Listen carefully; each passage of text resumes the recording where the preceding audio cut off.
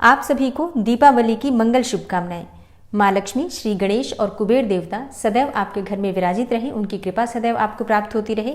इसी मंगल कामना के साथ आज की वीडियो का प्रारंभ करते हैं। और आज की वीडियो में मैं आपसे शेयर करने वाली हूँ दिवाली की रात्रि में माँ लक्ष्मी की पूजा आपको किस प्रकार से करनी चाहिए। पूजा की विधि बिल्कुल आसान होगी, बहुत सरलता से प्रत्येक व्यक्ति इसे कर पाएंगे। और पूजा हम करेंगे षोडशोपचार विधि से। षोडशोपचार विधि में कोई आपको सामग्री अधिक नहीं लगती है, सामग्री वही होती है, बस उसे अगर हम सही तरीके से अर्पित करते हैं, सही तरीके से पूजा में प्रयोग करते हैं तो षोडशोपचार विधि से पूजा हो जाती है। और माँ लक्ष्मी की पूजा क्योंकि हम दीपावली पर विशेष पूजा करते हैं, इसलिए करते हैं कि माँ लक्ष्मी हमारे घर में स्थायी रूप से वास करें, तो इस दिन विशेष रूप से षोडशोपचार विधि से पूजा करनी चाहिए। वैसे पंचोपचार विधि से धूप दीप गंध अक्षत तो हम रोज ही अर्पित करते हैं, आज कुछ विशेष विधि से, ठीक है। तो पूजा बिल्कुल आसान होगी। पूजा करने के बाद आपको आनंद का अनुभव भी होगा। और जो दर्शक मुझसे पहले से जुड़े हुए हैं, जैसे कि नवरात्रि में आप मेरे साथ पूजा करते हैं या फिर दीपावली पर जो पूजा करते हैं, उन्हें पता है कि इस पूजा से कितना लाभ होता है। तो आप सब जो अगर नए दर्शक हैं तो बहुत आराम से, बहुत ध्यान से वीडियो देखिए और इसी विधि से पूजा करने का प्रयास कीजिए। और हाँ, वीडियो देखने के बाद अगर आपको वीडियो अच्छी लगे तो इसे लाइक जरूर कीजिएगा, क्योंकि आपके लाइक्स, आपके कमेंट्स मेरे लिए बहुत महत्वपूर्ण होते हैं। यही एकमात्र जरिया है जिनसे मुझे पता चलता है कि आपको ये वीडियो अच्छी लगती है और आपके लिए ये वीडियो उपयोगी है। तो अगर वीडियो अच्छी लगे तो लाइक तो ज़रूर ही किया कीजिए। अब बात कर लेते हैं पूजा विधि के बारे में। तो देखिए, जब आप पूजा कर रहे हैं, जिस भी स्थान पर आप माँ की चौकी लगाना चाहते हैं, वहाँ पर पहले साफ सफाई कर लीजिए, फिर उसके बाद गंगा जल का छिड़काव कर लीजिए, शुद्ध कर लीजिए उस जगह को। और फिर उस स्थान पर लकड़ी का एक पाटा या चौकी बिछाकर उसके ऊपर लाल रंग का एक कपड़ा बिछा दीजिए। अब इस चौकी पर आपको माँ लक्ष्मी और गणेश की मूर्ति, जो अगर आप लेकर आए हैं, नई मिट्टी की मूर्ति लाए हैं तो उसे स्थापित कर सकते हैं, या फिर अगर आपके पास पीतल, अष्टधातु या फिर चांदी की मूर्ति है तो आप उनकी स्थापना कर सकते हैं।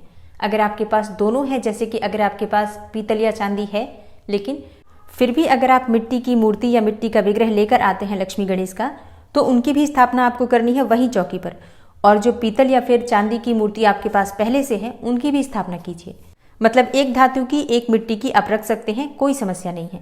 पुरानी वाली जो मिट्टी की मूर्ति है आपके पास, उन्हें हटा दीजिए और जो नए लक्ष्मी गणेश आए हैं उनकी पूजा आज से प्रारंभ हो जाएगी। तो सबसे पहले चौकी के बीच में आपको लक्ष्मी गणेश, जो अगर आप नए लेकर आए हैं तो उनकी स्थापना करेंगे, नहीं तो जो प्रतिवर्ष आप पूजा कर रहे हैं उनकी करते हैं तो उन्हें स्थापित करेंगे। इसके साथ ही अगर आपके पास कुबेर देवता की फोटो है या फिर मूर्ति है तो उनकी भी स्थापना कर सकते हैं। नहीं है तो भी कोई बात नहीं, कुबेर देवता का ध्यान करके आप पूजा कर सकते हैं। सारी पूजा की जो सामग्री है एकत्र करके चौकी के पास रख लीजिए और आसन डालकर आप बैठ जाइए। अब करना है आपको शुद्धिकरण। सबसे पहले थोड़े से जल के छींटे देकर अपने ऊपर और अपने आसपास जो सामग्री है सबके ऊपर शुद्ध जल या गंगा जल के छींटे देकर उनका शुद्धिकरण कर लीजिए। इसके बाद आपको आचमनी करना है। अपने दाहिने हाथ में थोड़ा थोड़ा जल लेकर 3 बार आपको आचमनी करना होता है। ओम केशवाय नमः, ओम माधवाय नमः, ओम नारायणाय नमः, इस प्रकार से 3 बार आचमनी करते हैं।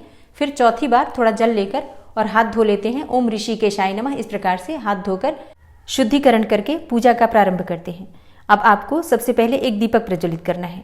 अपने सामने एक शुद्ध घी का दीपक प्रज्वलित कर लीजिए और जहां आप बैठे हुए हैं आसन पर, तो आसन के नीचे थोड़ा जल डालकर और अपनी 2 उंगलियों से जल को स्पर्श करके अपने मस्तक पर लगाइए। अब आपकी पूजा प्रारंभ हो गई। अब आप जब तक आपकी पूजा पूरी नहीं हो जाती है आसन पर से उठ नहीं सकते हैं। तो पूजा से पहले सारी सामग्री एकत्र करके अपने पास रखिए, या फिर कोई आपके आसपास हो जो सारी सामग्री आपको देता रहे, इस प्रकार की व्यवस्था रखिए। अब सबसे पहले आपको एक कलश की स्थापना करनी है। तो आपको एक पात्र लेना है, कोई सा भी पात्र ले सकते हैं, चांदी का, तांबे का, पीतल का, जो भी आपके पास पात्र हो। उस पात्र में आपको पहले गंगा जल डालना है, फिर शुद्ध जल से उसे भर दीजिए। इसमें सिक्का, सुपारी, अक्षत, पुष्प डालकर, लौंग, इलायची डालकर और आपको एक कलश तैयार करना है। इसके ऊपर आपको रखना है पंच पल्लव, मतलब आम के या फिर अशोक के पत्ते रखकर, पंच पल्लव रखकर, और इसके ऊपर आपको एक रखना है पूर्ण पात्र। एक बर्तन में, मतलब कोई भी एक प्लेट ले लीजिए या फिर कटोरी ले लीजिए, उसी में थोड़े चावल रखकर, अखंडित चावल रखकर और कलश के ऊपर पंच पल्लव के ऊपर रख दीजिए। अब आपके कलश की स्थापना हो गई, लेकिन अभी भी ये कलश अधूरा है। इसके ऊपर हमें करना है गणपति की स्थापना। तो एक लीजिए आप सुपारी, उस सुपारी में कलावा लपेट दीजिए और गणपति मानकर कलश के ऊपर जो आपने पूर्ण पात्र रखा है उसी के ऊपर इस सुपारी को रख दीजिए। भगवान गणेश की स्थापना हो गई और अब इनकी पूजा कर लीजिए पंचोपचार विधि से। सुपारी के ऊपर ही आपको थोड़े जल के छींटे देने हैं। फिर उसके बाद से धूप दीप अक्षत पुष्प अर्पित करके सुपारी रूपी गणपति का पूजन कर लीजिए। कलश देवता की पूजा कर लीजिए। इसी प्रकार से धूप दीप अर्पित करके, अक्षत पुष्प अर्पित करके कलश देवता का पूजन कर लीजिए। कलश देवता और गणपति की पूजा हो गई, स्थापना हो गई। अब आपको माँ लक्ष्मी और गणेश की पूजा करनी है। लेकिन जब भी हम कोई विशेष पूजा करते हैं तो आवश्यक होता है नवग्रह की शांति करना, मतलब नवग्रहों का पूजन करना अत्यंत आवश्यक माना जाता है कोई भी विशेष पूजा हो। तो अगर आपके पास नवग्रह यंत्र है तो आप वहीं पर स्थापित कर दीजिए और उन्हीं पर धूप दीप अर्पित करके नवग्रहों का ध्यान करके पूजन कर लीजिए। लेकिन अगर आपके पास नवग्रह यंत्र नहीं है तब आप क्या करेंगे?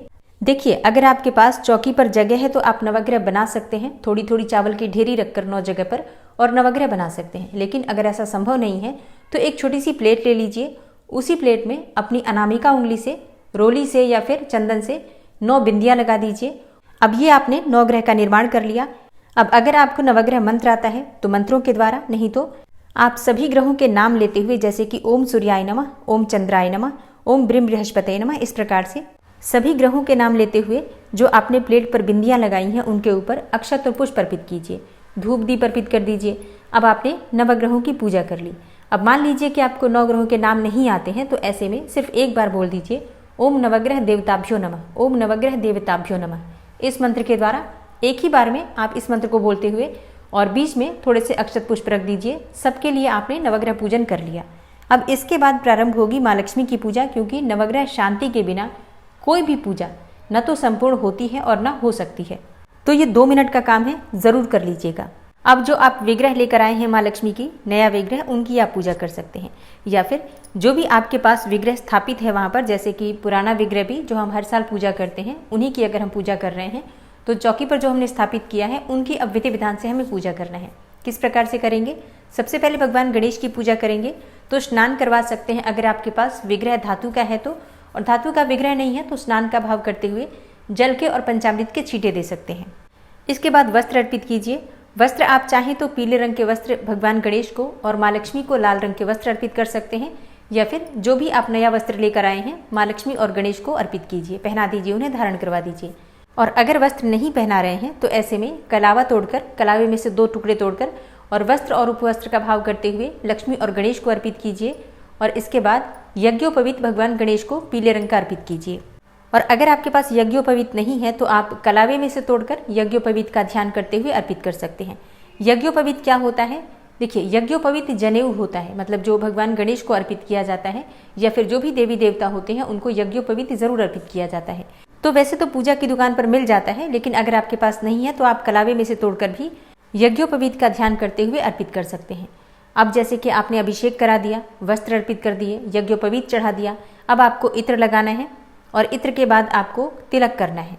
तो भगवान गणेश को हल्दी और चंदन का तिलक कीजिए, कुमकुम का तिलक कीजिए। भगवान गणेश को सिंदूर का भी तिलक लगता है, पीला सिंदूर भगवान गणेश को अर्पित किया जाता है, और अक्षत भी तिलक के स्वरूप में भगवान को अर्पित किया जाता है, तो जरूर कर दीजिए।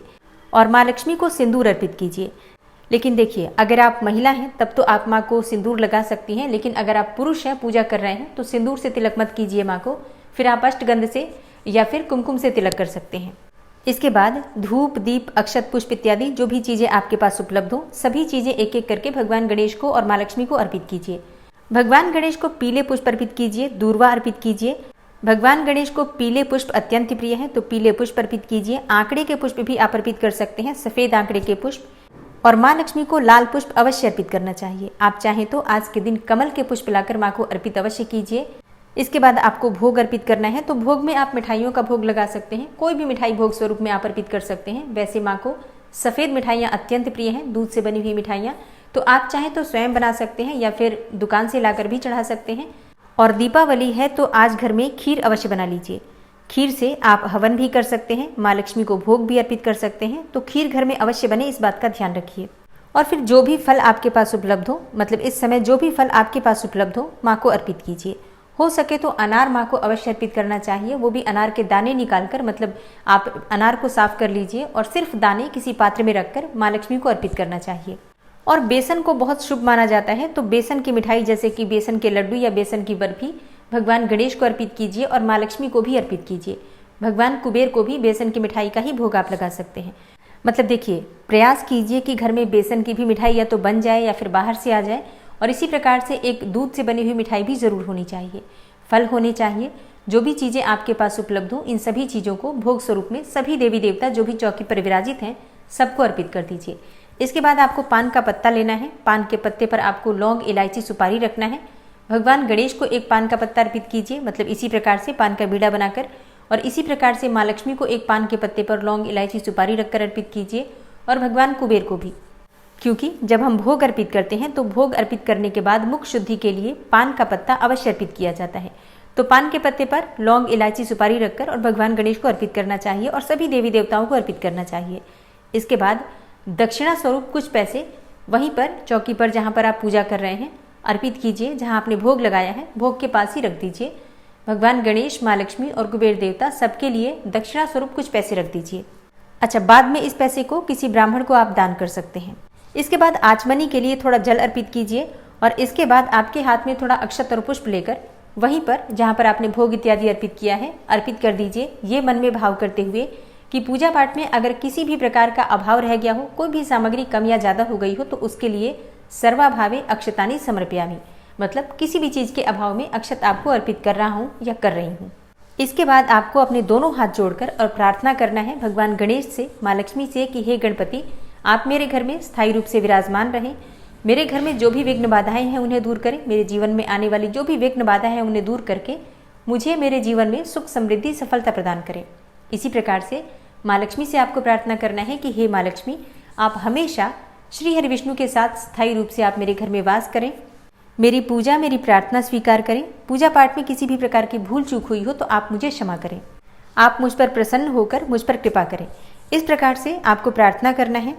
और जिस प्रकार से आपने माँ लक्ष्मी की पूजा की है, भगवान गणेश की पूजा की है, इसी प्रकार से कुबेर देवता, माँ सरस्वती या फिर माँ काली या दुर्गा, जिनको भी आपने चौकी पर स्थापित किया है, सबकी पूजा आप कर सकते हैं। और देखिए, दीपावली की रात्रि में महाकाली, महासरस्वती और महालक्ष्मी तीनों स्वरूपों में पूजा करी जाती है ताकि हर प्रकार से, हर संकट से हमारी रक्षा हो और हमें हर प्रकार की लक्ष्मी प्राप्त हो। और पूजा पूर्ण करने के बाद आरती जरूर कीजिए भगवान गणेश की और फिर माँ लक्ष्मी की। माँ लक्ष्मी की और भगवान गणेश की आरती करने का ये मतलब नहीं होता है, बहुत से लोगों को लगता है कि लक्ष्मी जी की आरती करो तो हम उनकी विदाई कर देते हैं, ऐसा नहीं होता है।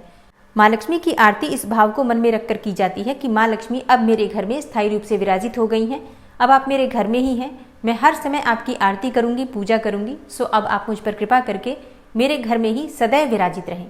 इस प्रकार से मन में भाव करके हम आरती करते हैं। तो दीपावली की शाम को जब आप पूजा करेंगे तो आरती आपको जरूर करना है और इसके बाद वहीं बैठकर आपको मंत्रों का जप करना है। आप अपनी इच्छा के अनुसार वैसे तो कितनी भी संख्या में मंत्र जप कर सकते हैं, लेकिन प्रयास कीजिए आज की रात्रि में ज़्यादा से ज़्यादा समय मंत्र जप में बीते। देखिए, मंत्रों से ही सिद्धि मिलती है, बिना मंत्रों के कोई भी देवी देवता प्रसन्न नहीं होते हैं। तो वहीं पर आप धनवर्षा पोटली की सारी सामग्री रख दीजिए। जब आप पूजा कर रहे हैं तो पूजा करने के बाद एक पात्र में करके पोटली की सारी सामग्री माँ लक्ष्मी के सामने रखिए और वहीं बैठकर मंत्रों का जप कीजिए। आप कोई सा भी मंत्र जप कर सकते हैं माँ लक्ष्मी के। ओम ह्रीम महालक्ष्मी नमः, ओम श्रीम श्रीय नमः, या फिर ओम श्रीम ह्रीम श्रीम कमले कमलालये प्रसीद प्रसीद श्रीम ह्रीम श्रीम ओम महालक्ष्मी नमः। जो भी मंत्र आप जपना चाहते हैं पूरे श्रद्धा भाव से अधिक संख्या में जपने का प्रयास कीजिए। मतलब कम से कम 11 माला, 21 माला या 51 माला, मतलब जितना आपसे हो सके आज की रात्रि ये समझ लीजिए कि माँ लक्ष्मी देने के लिए तत्पर हैं आपको। अब आप में वो शक्ति होनी चाहिए कि आप कितने मंत्रों का जप करते हैं, कितना माँ लक्ष्मी को प्रसन्न कर पाते हैं और कितना आप अपने लिए माँ लक्ष्मी से ले पाते हैं। तो पूरी तरह से आपकी अपनी इच्छा पर निर्भर करता है और आपकी अपनी क्षमता पर निर्भर करता है। तो पूरे भक्ति भाव से आज की रात्रि को समर्पित कर दीजिए माँ लक्ष्मी को और विश्वास कीजिए जितना आप चाहेंगे उससे कहीं ज़्यादा माँ लक्ष्मी आपको दे सकती हैं। और हाँ, एक और चीज़ का आपको ध्यान रखना है, भूल गई शायद मैं आपको बताना। पूजा करने से पहले पूजा का संकल्प जरूर ले लीजिए। जैसे कि जब आप आचमनी कर लेते हैं तो उसके बाद से अपने हाथ में जल और पुष्प लेकर, अक्षत लेकर संकल्प लीजिए कि हे माँ लक्ष्मी, आपकी कृपा की प्राप्ति के लिए, आपकी प्रसन्नता हेतु, हे लक्ष्मी, हे गणेश, हे कुबेर देवता, मैं आपकी पूजा कर रहा हूँ या पूजा कर रही हूँ। इस प्रकार से आपको प्रार्थना करके फिर आपके हाथ में जो सामग्री है वो आपको वहीं पर माँ लक्ष्मी के सामने अर्पित कर देना है। फिर उसके बाद से आपको पूजा प्रारंभ करना है। तो इस बात का आप लोग ध्यान रखिएगा। बिना संकल्प के पूजा का उतना फल हमें नहीं मिलता जितना कि संकल्प लेने के बाद मिलता है। और धन वर्षा पोटली कैसे बनानी है आपको, इसकी सारी विधि चैनल पर अपलोड हो चुकी है वीडियो, आप लोग वहां से देख सकते हैं। और माँ लक्ष्मी की पूजा के शुभ मुहूर्त की जानकारी आपको थोड़ी देर में मिल जाएगी, तो आप लोग चैनल से जुड़े रहिए ताकि सारी जानकारी आपको सही समय पर प्राप्त हो। मिलती हूँ मैं आपसे अगली वीडियो में, तब तक के लिए नमस्कार।